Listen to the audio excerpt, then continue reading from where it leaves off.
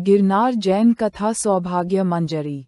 भरत क्षेत्र के दक्षिण भाग में कर्नाटक नामक देश था। वहाँ चक्रपाणि नाम के राजा का शासन था, जो अनेकों प्रकार के राजवैभव से संपन्न थे। उनकी पत्नी का नाम प्रियंगुमंजरी था। राजसुखों का भोग करते हुए प्रियंगुमंजरी रानी ने एक पुत्री को जन्म दिया, लेकिन जन्म के समय सर्वांग सुंदर होने के बावजूद अशुभ कर्मों के प्रभाव से उसका मुख वानर जैसा था।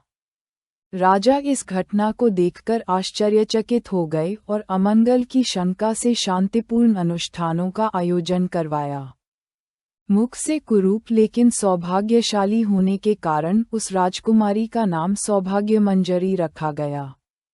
समय के साथ वह 64 कलाओं में निपुण हो गई। एक बार सौभाग्य मंजरी राजदरबार में राजा की गोद में बैठी थी। उसी समय एक परदेशी व्यक्ति राजसभा में आया और तीर्थराज पंडरिकगिरी और रैवतगिरी महातीर्थ का महात्म्य सुनाने लगा।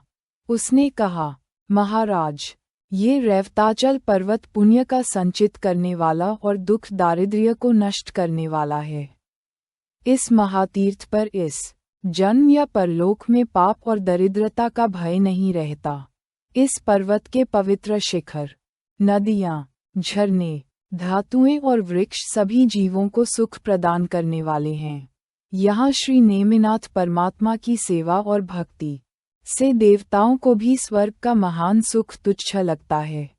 इस प्रकार रैवतगिरी के महात्म्य को सुनते ही सौभाग्य मंजरी को जातिस्मरण ज्ञान प्राप्त हुआ और वह मूर्छित हो गई।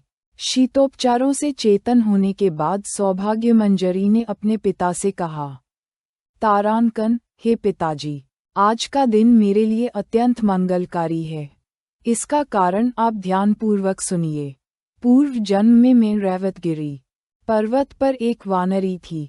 स्वभाव से चंचल और अविवेकी मैं पर्वत के शिखरों, नदियों, झरनों और वृक्षों के बीच उछल कूद करती रहती थी।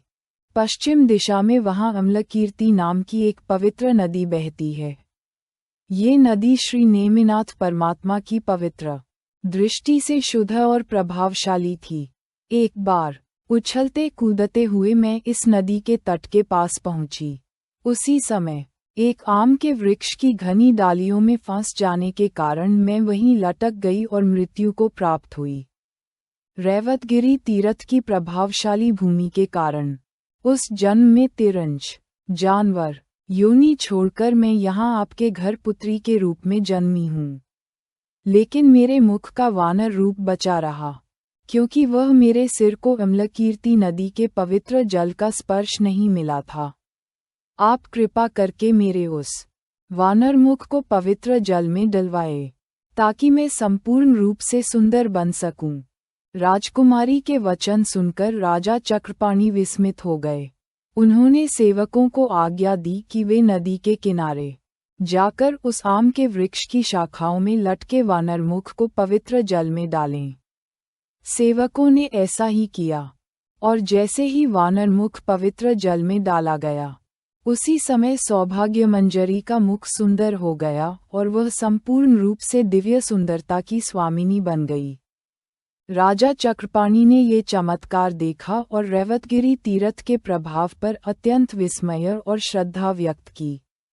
युवावस्था में सौभाग्य मंजरी के लिए उपयुक्त वर की खोज होने लगी, लेकिन कर्मों के विचित्र संयोग से सांसारिक बंधनों से वैराग्य प्राप्त कर सौभाग्य मंजरी ने विवाह का मार्ग छोड़कर शाश्वत सुख की खोज में रैवतगिरी महातीर्थ की ओर प्रस्थान करने का निश्चय किया। उसने अपनी इस भावना को पिता से बताया। वह रैवतगिरी के शांत सान्निध्य में जाकर कठोर तपस्या करने लगी। श्री नेमिनाथ भगवान के ध्यान में मग्न होकर उसने अनेक जन्मों के अशुभ कर्मों को समाप्त किया। आयु के अंत में वह मृत्यु को प्राप्त हुई और रैवतगिरी तीर्थ के पुण्य प्रभाव से व्यंतर देवी के रूप में उत्पन्न हुई। पूर्व जन्म में किए गए कठोर तप के प्रभाव से वह अम्लकीर्ति नदी में निवास करने वाली महान देवी बनी और श्रीसंघ के अनेक विघ्नों का नाश करने वाली तथा देवताओं द्वारा पूजनीय बनी। ये कथा रैवतगिरी महातीर्थ के महात्म्य और तपस्या के पुण्य प्रभाव को दर्शाती है, जिससे जीव अपने अशुभ कर्मों का नाश कर मोक्ष की ओर अग्रसर होते हैं।